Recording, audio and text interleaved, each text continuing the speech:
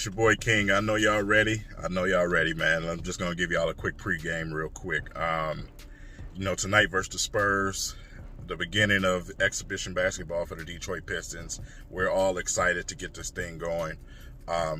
Things have not been great for a lot of us, fans of other teams. So we're looking for that breath of fresh air, and the Pistons should provide us that this season.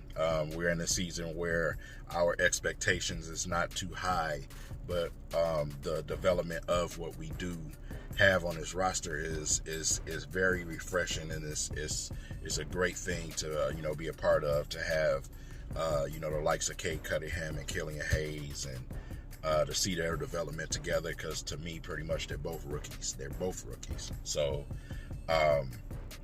to have them and to have two first-team all rookies to return this season and have them play together and try to get that gel and mesh together, it's going to be a fun thing to see the growth, the growth experience, man. Other guys like Saban Lee have an opportunity tonight to play more because of, Cade Cunningham and Frank Jackson being out with ankle injuries. Still not sure if Killian is going to play. Just got the injury report from Rod Beard. Shout out to Rod Beard. But got the injury report from Rod Beard. And, yeah, Killian's still up in the air. He's questionable, game time decision. We'll see, man. But if not, your start lineup most likely probably be something like Saban Lee, Diallo, Sadiq, and Jeremy with Isaiah Stewart. Or Olenek, whichever one they decide to do at the center spot. We'll see. Probably Isaiah. But, I'm looking forward to the development, man. I'm looking forward to the development. That is the key this season. If we get into the, a play-in or AFC into the playoffs, I would absolutely be, very joyful of that, because like I said, that is not my expectation this season. So if they can do that, that is all the much better, because like I said, we just getting started with this roster. Last year was, even though we had two all rookies, all team rookies, I did not measure too much, simply because, number one, Killian Hayes only played 26 games, but at the same time, it was the COVID season. It was one of the COVID seasons. No training camp, no summer league, no nothing. This is the first time they had all of those experiences, and they had a full opportunity to go out there and really work on their game throughout the summer.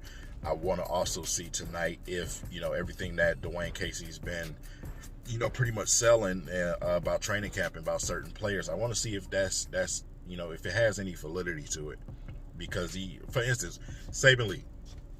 Said that Saban Lee himself said that, he's been working all summer on his jump shot. Dwayne Casey even went further to say that in training camp, he's looked good and he's been knocking down those shots. So we all know that they're going to give Saban Lee that space at the three-point line to shoot. I want to see him go and confidently shoot the basketball and be able to knock down a couple of shots. That's all I'm asking for from Saban Lee, because like I said, we know he can get to the basket. We know he can drive that thing to the basket, man, and potentially posterize somebody. So his thing was to be able to shoot. I don't know what it is, with a lot of young guys in today's NBA, why they just shy away. Even if you can't shoot a three, why don't they work on that 15 to 18 footer? It's like, I don't understand it. You know what I'm saying? So, but he's been working on his 3-point game. It is what it is, man. To me, it's just a lost art in this league. It's a 3-point shooting league. So, yeah. I also want to see this defense. We've been preaching defense all summer and all camp. So I want to see this defense that Dwayne Casey is talking about. That is a Detroit style team. That's what we do. That's our calling card, man. And if they're able to bring that type of style of play back, man, oh yeah. Oh, we definitely are going to be very fun to watch in the future. It's fun to watch for us, not for other teams. They absolutely hate it. You know what I'm saying? For other teams, it's a nightmare, it's boring, whatever. For us, it's beautiful. It's beautiful, man, because when we had those teams who were holding people to 60, 70 points, yeah, they would say, oh, it's a low-scoring game, it's no excitement. To us, it was hilarious watching how frustrated the other team was. And us just, playing solid defense and running a fast break. and playing fast. You know what I'm saying? So that's another thing that Dwayne Casey brought up. The fact that he wants to play fast, but he wants to cut down the turnovers at the same time. So, and that's exactly what I'm asking for, especially with a young team. You know, turnovers are going to happen, but to cut them down is the main goal, especially between our guards. We all know that Cade Cunningham has some turnover issues in college, but at the same time, you know, he had to do a lot of uncharacteristic things due to the team that he had around him. So I'm interested to see how he can do handling the basketball. If training camp does us right by what we've heard in reports, he'll be playing a 2-guard. And, you know, Killian probably will have the ball more. They both will have the ball, but I think Killian will have the ball more if what we've heard out of reports is absolutely true, because they've been talking, everybody's been talking about Killian Hayes, how aggressive he is, you know, how he's taking a step forward. I cannot wait to see.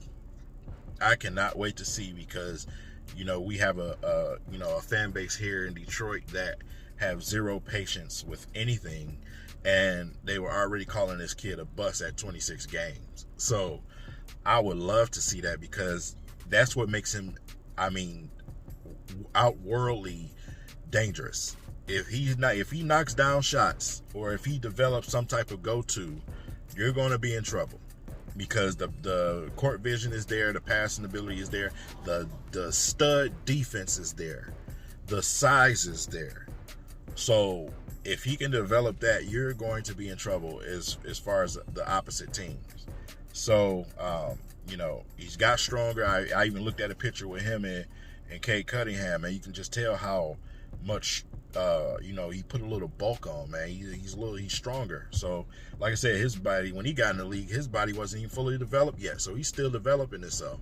You know, he was, I mean, extremely young. So, like I said, man, I'm ready to see all of these things this season. I am so ready for this game tonight, because, you know, I'm definitely going to have my coach's glasses on tonight. I'm definitely going to have my coach's glasses. Even though it's exhibition, it's preseason, I'm looking for the development. That's what you pull out of the preseason. You know, we all know that preseason is not about wins and losses. It's development, and you're looking for those signs of things in the preseason. Not necessarily something that you can judge the whole season off of, but you get a preview. Preseason and preview should be synonymous together. So it is. I'm just ready. I'm excited, man. Got a chance to check out Jalen Green last night too, man. And, you know, like I said, it's not that I was trying to hate on the kid, but like I said, he's extremely streaky. And when he's off, Lord, he's off. And last night, he was off. 4 from 11 for the field, missed a couple free throws, 0 for 6 from 3. So the streakiness came out last night. It came out last night. You know, it's a little bit easier in the summer league. Like I said, when you're out there playing with a bunch of janitors, it's a little bit easier. You know what I'm saying? So that's why I was saying, on both sides, I'm keeping the energy both ways on what Cade did and also what Jalen Green did when it comes to the summer league, because the summer league is so empty when it comes to reading what you're going to get out of these young guys. It's just entertainment, to be honest, at this point. You know, they're not even out there really with the official NBA coaches. You know what I'm saying? So, yeah, he was super streaky last night, but Kevin Porter Jr. was a man last night. He was an absolute man. You know, a lot of people like me wanted Kevin Porter Jr. really, really bad when we got, you know, Davidas.